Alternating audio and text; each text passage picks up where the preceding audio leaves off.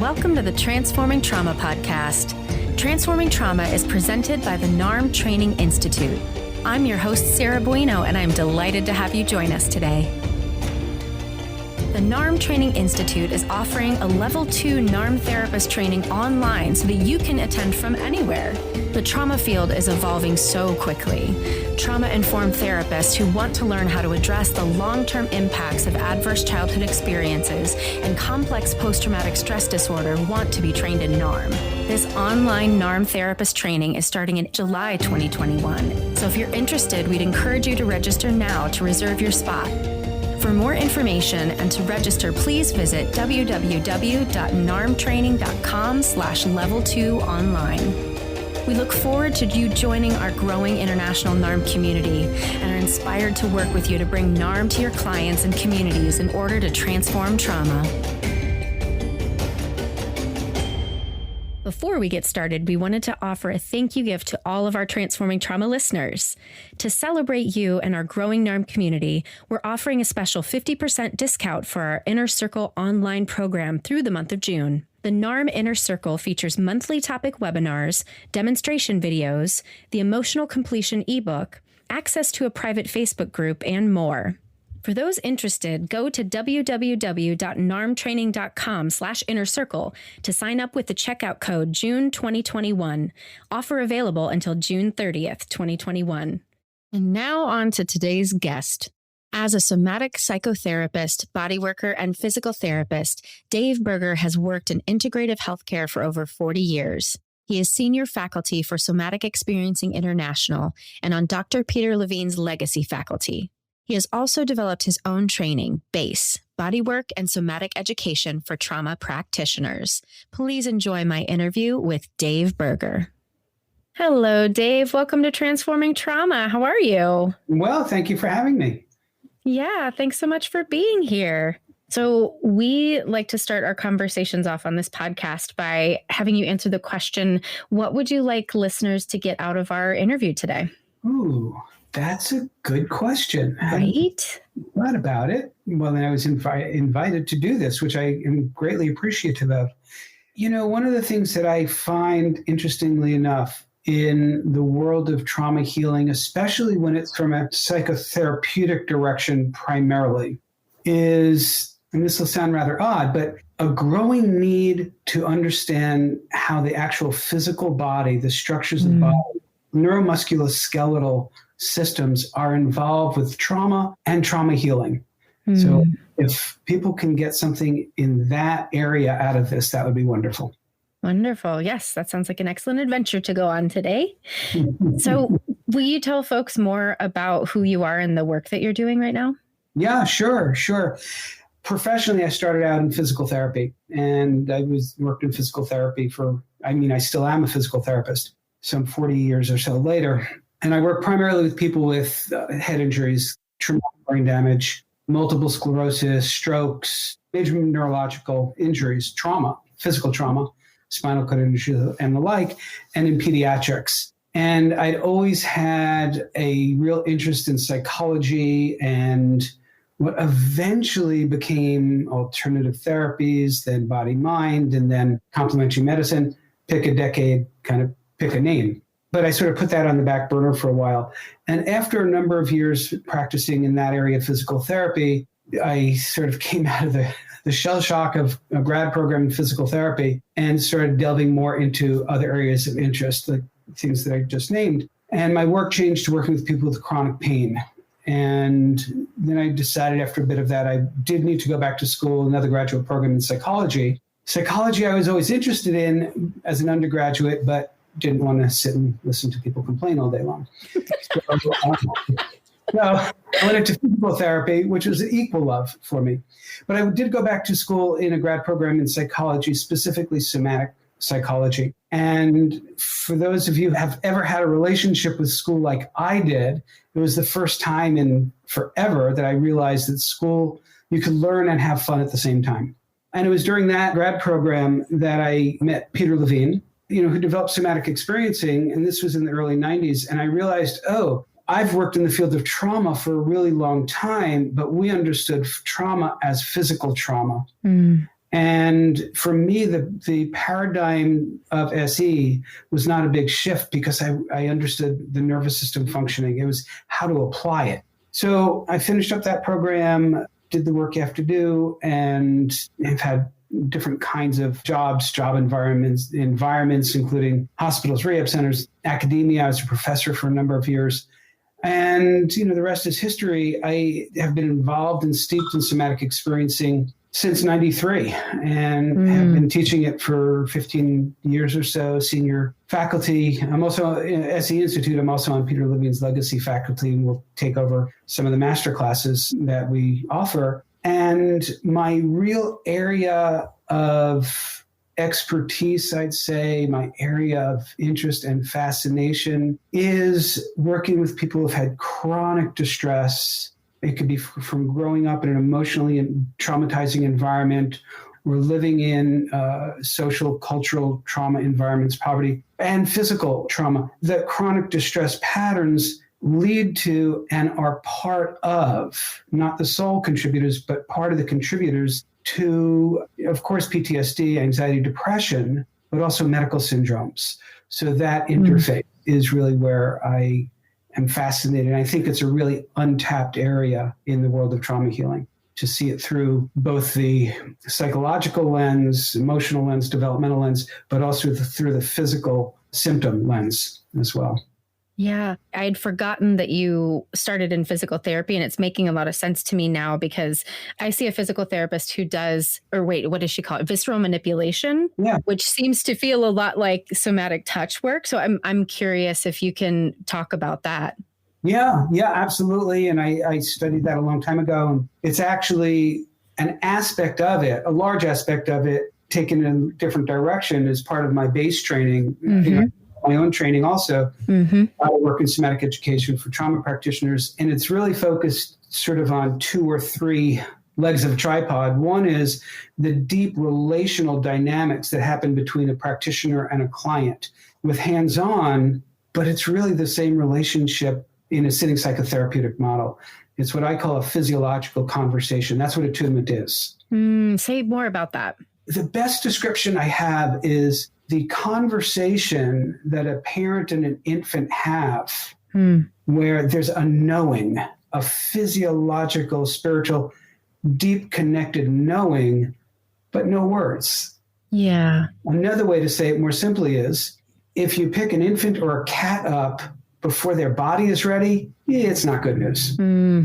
Scratched by the cat, or you get the infant screams. But if you wait just a moment, you could feel the readiness. That's the attunement. That's the physiological conversation.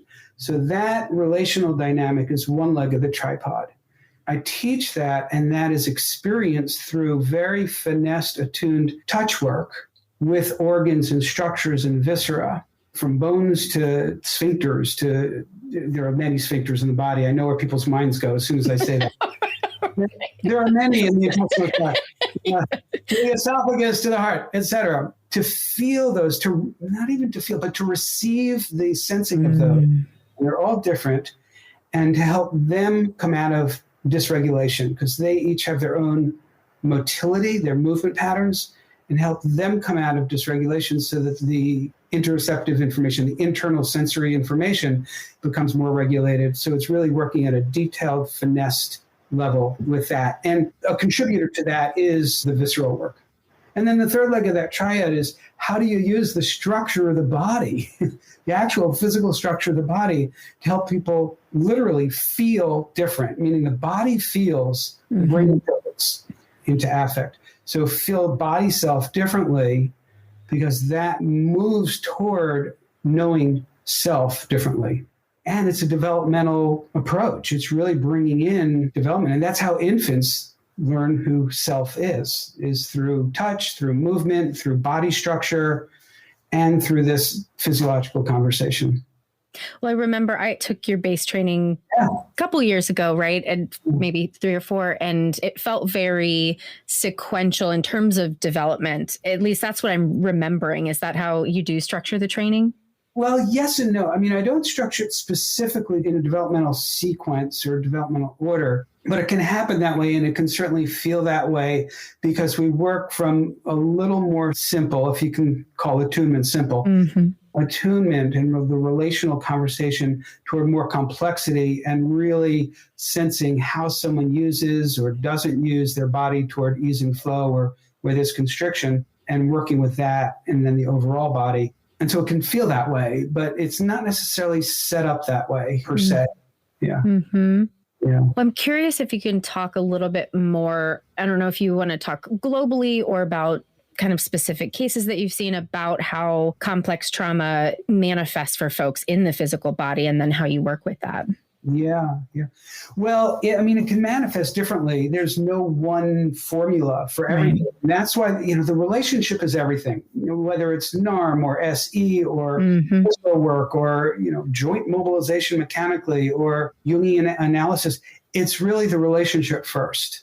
And you felt. A client in a good relationship can feel felt, right? And it's in that. And everything else comes after that. So with complex trauma, that's number one, of course. And that begins to provide a field of relative safety for a client.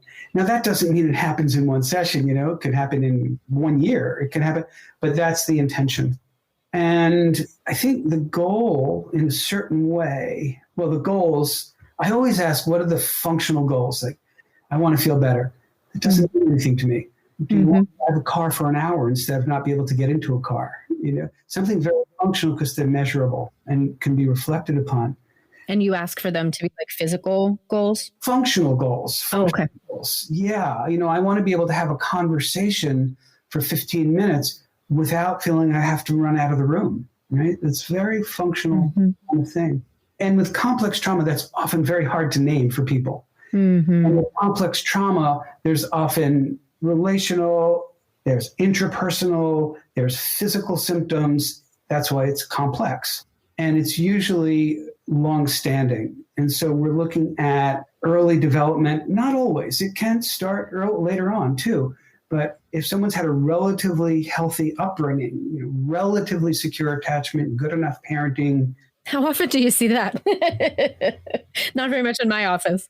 Right. Yeah. Well, you can see it when someone then, for example, is in their early 20s, or I saw this guy when he was in his late 20s, but he grew up in an environment like that and enlisted because he felt a real duty to the United States after 9/11. And he developed pretty complex PTSD from it. Had a reliable substrata that we could work with, right? So it's possible to develop more complexity later on, but most people, it's much more long-standing. And so you really need to understand psychosocial motor development. You notice I string those all together. You can't have one without the other. You need to understand relational dynamics. You need to understand how the body works, physically, physiologically. You need to understand the effects of trauma. And most importantly, you need to be able to, a really good trauma practitioner, two things. One, in SE language, we call it tracking. I think in NARM you do as well. Call it tracking. That's the attunement, right? The greater sensitivity you have to autonomic nervous system changes, the greater the attunement. So there's that component. And then what do you do? How do you choose your interventions? And, that just comes with practice. Practice. So that's why it's complex. The more complex something is, the more simple I try to work. The more simple you try to work. Yeah. Oh, wait, expand on that.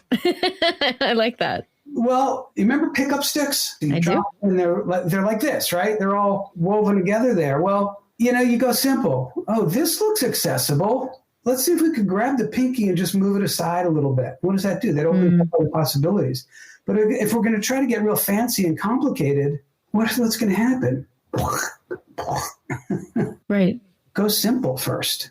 And that's one piece where, and I can speak from my own trauma healing experience and having clients come in, is that there can often be a lot of urgency and a lot of like, let's make something happen really fast, right? Which is the opposite of what we do in NARM and what you're sharing too. Yeah. It's not hard to make something important happen fast. It's really not. For example, and we could do this right now. Let's do it. Let's do it. So, and you may remember this from base training. Allow your tongue to soften. Just kind of ooze and notice what happens downstream in your brain, in your belly, in your pelvic floor. Very quickly, a little softening, usually more expansion, right? And then you can tighten it back up and notice what happens. And then allow it to soften again. So that's a little thing, but has profound change on the body and on the physiology. And for someone with complex PTSD, that might be plenty. Right. And then we go to what I call kind of therapeutic chit chat. So hold develop the relationship, but not too much change too quickly, because that could put someone back over the edge. Right. And as we talk in NARM, like the survival styles is how we kind of frame what shows up for people. And when we try to take those away from people too quickly, like you said, that can be too much. Those can't be removed until there's something else in place. And so I think probably with NARM, as it is with somatic experiencing, as it is with base, again, if someone can feel body differently, body self differently than usual, so you just soft tongue, your breathing change, your belly soft. It might be that, I won't stand up right now, but you're standing, just feeling the relationship your toes and your soles of your feet, your heels have with the ground, and whoosh, something changes because of the curiosity and the sensory input. Something changes, and that's sending signaling up to your brain. The brain's function, its primary function, is to take that sensory information from internal, interoception, and from external, exteroception, and say, do I know this or do I not know this? If I think I might know this, how do I know it? Through the Rolodex of memory, right? This is all happening in 2 to 3 milliseconds. I know this. This is the energy output I need for these particular sets of sensory information. That's the brain's function. So body, this is the energy output needed. Complex PTSD, the interpretation of the sensory information has a limited data bank. So if the sensory information can come up into the brain and it's different than the norm, compare it, and the container is right, meaning that the practitioner and the relationship, interpersonal relationship and interpersonal, is moving toward more of this is in the pleasant category compared to an unpleasant category. Right? Then, hey, heart, hey, lungs, you don't need to work as hard. Right. Slow down. Energy output can settle. So now there's a different relationship with the body. This is, I think, at the foundation of all three works and others of trauma healing. The psychology of it, it's not about the analysis of it. It's not about a client's cognitive understanding of it, of course. It's about the somatic understanding of it. And in NARM, we shift that a little bit, and I hope I give it justice, but we really think of it as a top-down and bottom-up approach simultaneously. And instead of being somatic, we use the term embodied, and it's almost embodied has just an inside-out sort of quality to me. And I don't know what Larry would say that, the reason that he uses that word in particular, but that's what comes up for me. Yeah, I would agree 100% with embodied, because we disembody when we're traumatized. We're designed to do that. This hard-wiring capability we all have. So embodiment, re-embodiment, totally agree with that. And SE is also a bottom-up and top-down. And at the same time, we work with meaning, we work with cognitions, we work with understanding. It's the interweave of that with sensation and movement patterns or behavior, the signaling interpretation of affect into affect and memory. We're weaving all those all the time. So it's not just a bottom-up model. People have a mistake that it's all about sensation, a mistaken idea about that. It's not. It's really about both, all of it. It's how we approach it that might be different and complementary. Well, I'm curious, as you were talking about all these things, I was just thinking about you being in the field for so long. And I'm curious what you've gotten excited about recently that we've sort of uncovered about working with trauma, because I'm guessing it's quite different from when you first got in the field. Yeah, it is. Again, I think it comes back to what my areas of real interest are. The primary one has always been this interface of physical trauma, non-physical trauma, both resulting in autonomic dysregulation perpetuated. right? And different kinds of symptoms, combinations of symptoms, whether they're physical and or emotional and relational, et cetera. So the understanding of that, and the ACE studies, for example, have had a huge impact of finally on our understanding of that. But there's along with the field of epigenetics, and we can pretend to understand what that means clinically yet. It's still so new. We can think we understand it, but I don't know that we really do fully yet. Right.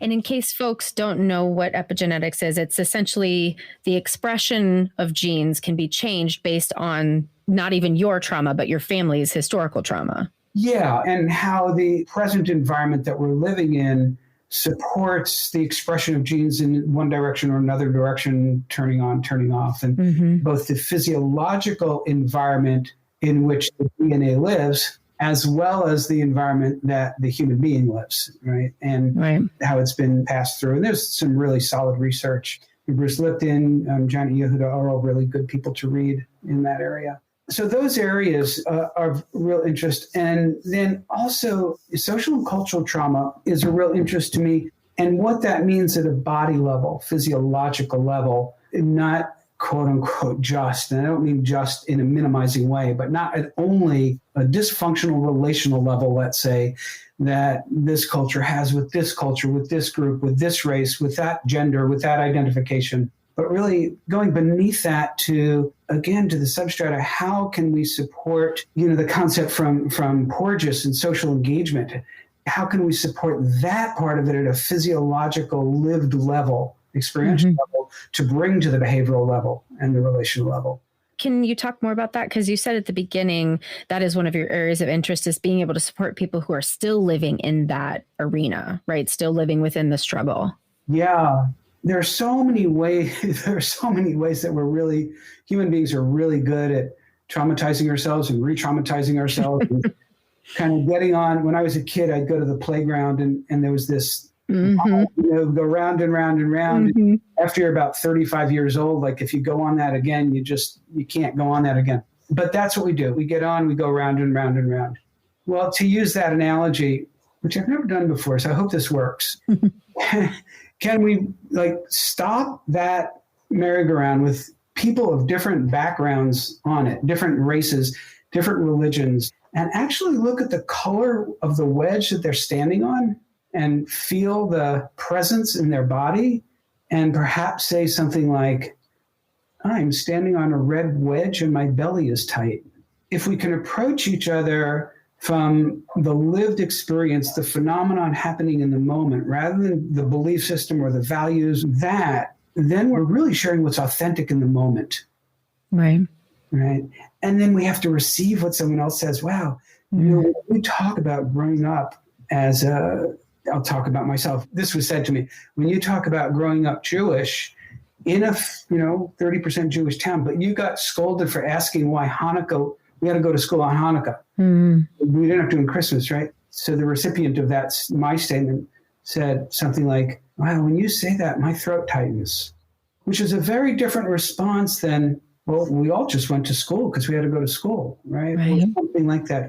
Can we receive into the lived experience and share that, as well as the stories about the Holocaust or about slavery or about the Armenian genocide or living in poverty and growing up in poverty? Those are important to talk about, but there's a substrata, a physiological conversation that's happening also. Come back to that.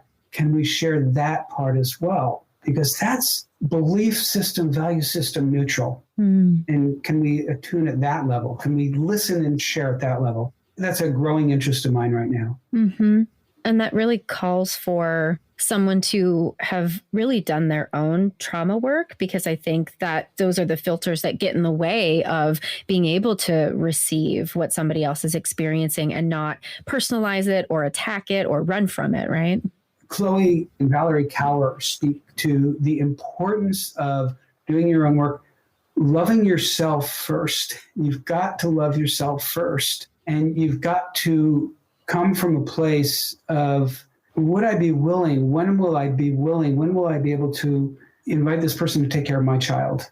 Cower's book and her TED Talk, and called see no stranger, right? Can I see this person as somebody who I want to know, as somebody I know, rather than someone who's different than I am, someone who, ancestors did bad things to my people, and not to minimize that. Bunch of oppressive stuff has happened in multiple different directions. Mm-hmm. Again, whether it's forced pogroms or if it's forced displacement and bringing people to this land for slavery, those things are devastating. And how can we see each other as human beings first? How can I feel me as a human being? How can you feel you as a human being? How can we connect at that level? And I hear the nuance in that, right? Because some people might listen to this and say, oh, well, he is forgetting. And that's whitewashing it. But I really hear the nuance of how can we honor what happened? And I guess I don't want to say strive to connect, but create an opening for connection. Exactly. Because if I only hear the stories or only listen, then I'm not necessarily going to be able to receive. If I can't be in me, we'll come back to the term. If I can't be embodied in this present moment, then I really can't receive another person. Mm-hmm. And it's not to ignore or minimize people's history, the legacy that people are holding in their own bodies and their own lived experience of poverty and name your ism, mm-hmm. kind of thing. But if we're embodied, then we can share those stories in a more loving way, in a way that I think can move toward more healing. Yeah. I mean, what I've noticed in many of these conversations and in my work learning more about anti-racism and whatnot, there's a call to move beyond the binary understanding of anything, period, right? Like we're seeing a lot more people come out as non-binary with gender, and that's just one physical expression of how it comes out. But we humans are so quick to categorize into good, bad, safe, not safe, right? And that's just not working. That's not going to work. That's not going to get us where we need to go. Right. Exactly. So if I tie a couple of things that we're talking about together here, if I'm in a dialogue with people who have, or groups or cultures who have oppressed Jews or made fun of people with physical disabilities or motor challenges, and I do that with a tense tongue, tense pelvic floor, and I'm in this conversation, I'm going to startle. My body is doing fear and anxiety. But if I settle, then I'm more apt to receive this person as a human being. Mm-hmm. Words are always easier than doing actions, right? But this is the intent. How do I use the physical structure of my body to be in and to invite relationship, and to come back to the usage of the physical body? Mm-hmm. Mm-hmm. And that sounds a lot like too, in terms of being aware of our own experience in NARM, we really focus on what comes up for us internally and cognitively, right? Like, what are we noticing with a client? And so if we're not in tune with that, it's really hard to receive from the client. And we focus a lot on how our own strategies might get in the way and, have us effort in session, right? Want to make something happen for a client versus allowing for it to come up naturally as a part of the work. Yeah, completely agree with that. We're spot on together with that. If we're not paying attention to us, self, mm-hmm. not doing our own work, if we can't take our agenda and our ideas and put them mm-hmm. to the side and let them be influencers, but not directors. I like that. Then what are we doing? We're like two people, one rowboat, no oars, somewhere in the middle of the ocean. Not really a very good place to be. No, that doesn't sound like fun. Well, I asked you what you were excited about in terms of what has changed in the field of trauma. I'm curious if there's anything that you're seeing where there are gaps in what we need to do, what we need to learn, what we need to implement. Yeah, it sort of depends, I think, on what direction people are coming into the field of trauma as we talk about trauma, whether it's NARM or SE or BASE or sensory motor psychotherapy. If we're coming into it from the world of behavioral science, psychology, counseling, analysis, etc., I think that there can be alternative healthcare. There can be a tendency to miss the importance of medication because it has a role. Mm-hmm. But it is oftentimes looked at as a weakness or a mm-hmm. negative, but it's got an important role when used properly in the right dosage with a prescriber who's willing to work with other practitioners to shift dosing, medications, try things, et cetera. So that's one.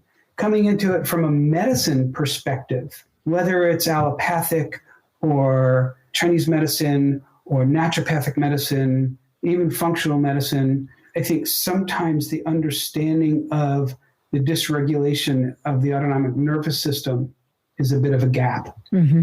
And to open up the curiosity to, what are these people in the bodywork world, the psychotherapy world doing? So, hey, how can we work together here? Call it integrative medicine, but are we really integrative, right? Right, interdisciplinary, yeah. And the role of nutrition. Mm-hmm. The role of nutrition is gradually being more and more appreciated. You are what you eat. We've had that phrase forever. Well, it's really true.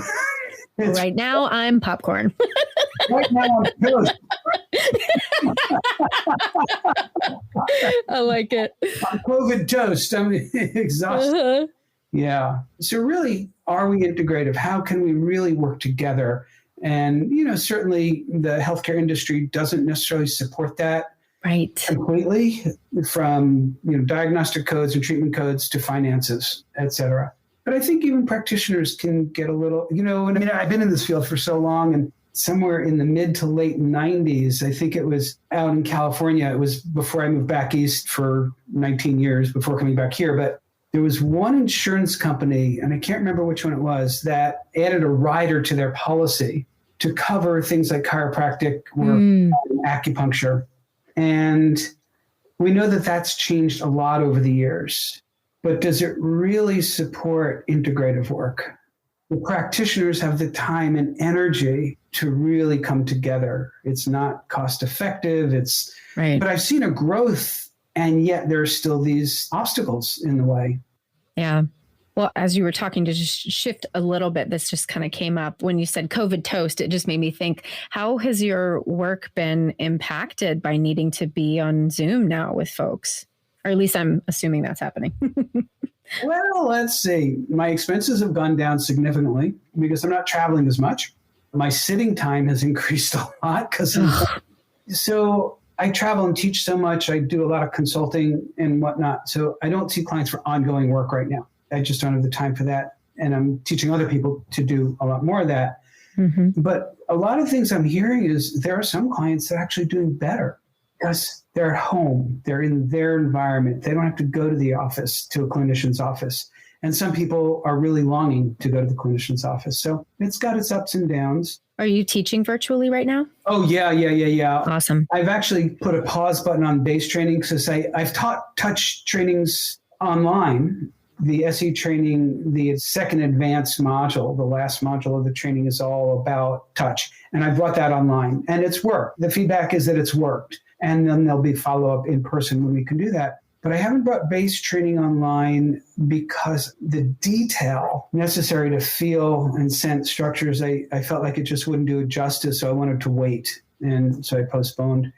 And, people are waiting. People are waiting. They're excited. They're looking forward to it. They're waiting. And I'm greatly appreciative of it. I brought my concussion and PTSD workshop online last spring and it worked. But also I feel like it was missing something in that. And so hopefully we'll be able to do some follow-up with that later.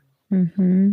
While we're sort of on the subject of COVID, I'm curious if you have any hypotheses of what we're going to see on the other side. And it's going to take a while to get back to whatever quote unquote normal will look like. But in terms of a trauma perspective, what do you think we're going to be meeting on the other side of this? Last April, I was telling some people when the virus is finally handled, people are vaccinated and the acute and long-term illness of the medium-term illness and death, et cetera, of the viruses handled, what we're going to see are two other pandemics. One is, we now call and I think it's actually three, long haulers. We're already seeing that. Mm-hmm. And the work with syndromes, with the interface of medical and PTSD can be a great contributor to helping. And I've worked with a number of people with long haulers, and it's not the only, but it has helped a lot. So that's one. Another is the PTSD associated with COVID-19. Yep. Whether or not someone has contracted it and gets better or walks around in a degree of anxiety. That's me. Right? Yep. Or we can finally walk around without masks and we're still skeptical of the person 3 feet away who's actually breathing. Right. So I think we're going to see numerous variations on this theme. And then the third pandemic, and we're already seeing this, and we saw this last spring, and it brings tears to my eyes. I'm in the beginning phases of setting something up to help a little bit with this.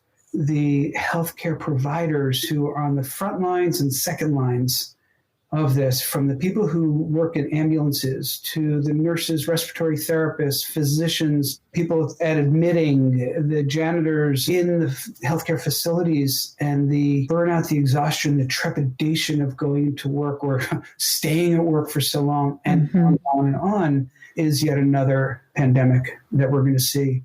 And this will linger. I was talking about this with somebody yesterday, long-term effects for kids growing up in this era right now. That is my curiosity too. Yeah.